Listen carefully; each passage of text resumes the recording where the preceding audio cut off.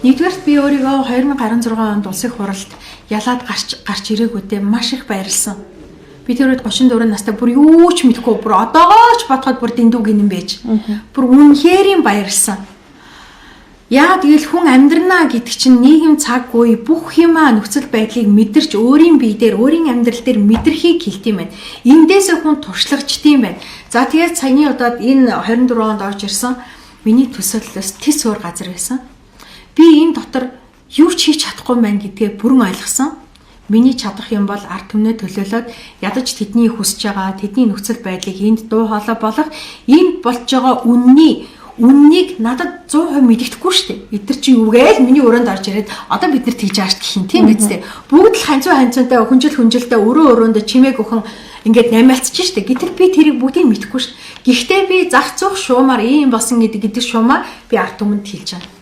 Тэгэхээр зэрэг би бол энэ доторх зүгээр л нэг эд эсэл юм байна.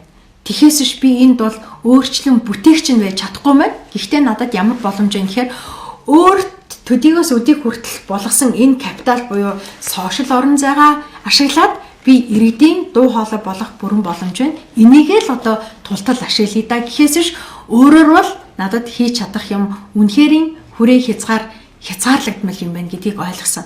Хоёрдугаарт нэг талаараа бас давуу талтай бас сул талтай. Тэр нь юу вэ гэхээр зэрэг ингээд начиг ингээд одоо юу гэдэг темпераменттай хүн те жишээлбэл ингээд юм хитрхи шулуун шудраг байдал маань заримдаа миний хэрэгжилж байгаа бүдүүлэг үгээр үүсгэгддэг эсвэл хэрүүл шуган шиг харагддаг те энэ маань бол одоо ингээд бас нэг талаараа сул тал болж юм л та. Гэхдээ нөгөө талаараа ер нь улсын хуралд начиг гişүүд байсан юм.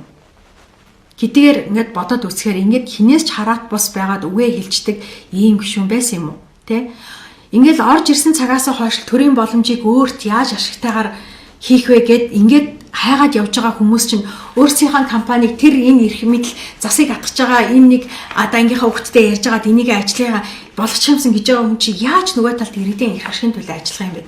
Тэгэхээр мууц сайж энэ бие засаад гэрээ засаад төрөө зас гэдэг үг чинь энэ юм байна гэдгийг би одоо ороод ойлгож.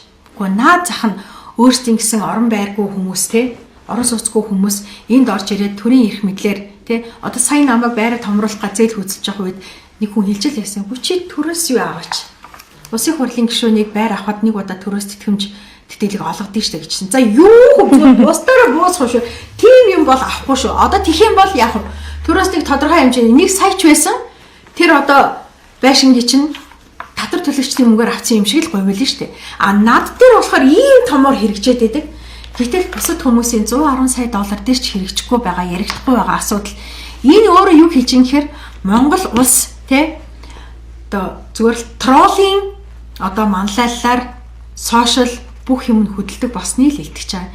Тэгэхээр бусад энэ одоо олон одоо 10 тэрбум төгрөг те олон 100 сая доллар дээр ард иргэд ингээд нэг амар акцент өгөхгүй байгаа мөртлөө яад ганцхан наараг чи тэнийг торуулаа гэж хэлчихээр пүм босч ирээл те ямар амар ёс зүйн бэ гэж цочоол те ягаад наараг ингээд ингэчингүүд хөө хийн ингээд ерөөсөө зүгээр л троллууд тоглолтыг хийж байна. Тролл ажилуулах хэрэгцээ шаардлага хүнд байгаа юм. Эрх мэдэлтэй хүмүүс энэ бүх боломжийг иргэдэд мэдэгдүүлэхгүй төлөө нууцаар хэдхэн хүмүүс завшиж байгаа хүмүүс хулгайлж байна. Энэ троллыг ажилуулах мөнгө нь хүнд байгаа юм. Надад тийм мөнгө байхгүй шүү.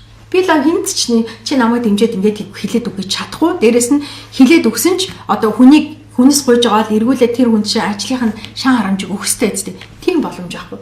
Тэгэхээр зэрэг хин эдрийг ажилуулж байна. Монголын ард түмнээс хулгай хийж байгаа хүмүүс зөрүүлээд Монголын ядарсан ард түмнийг тийм ээ өөрсдийнх нь баялагийг хулгайлчаад тэрнийхээ өчүүхэн угаацаар угжиж байгааг Монголын ард түмэн ойлгосоо л гэж би үнэхээр их хүсдэг те.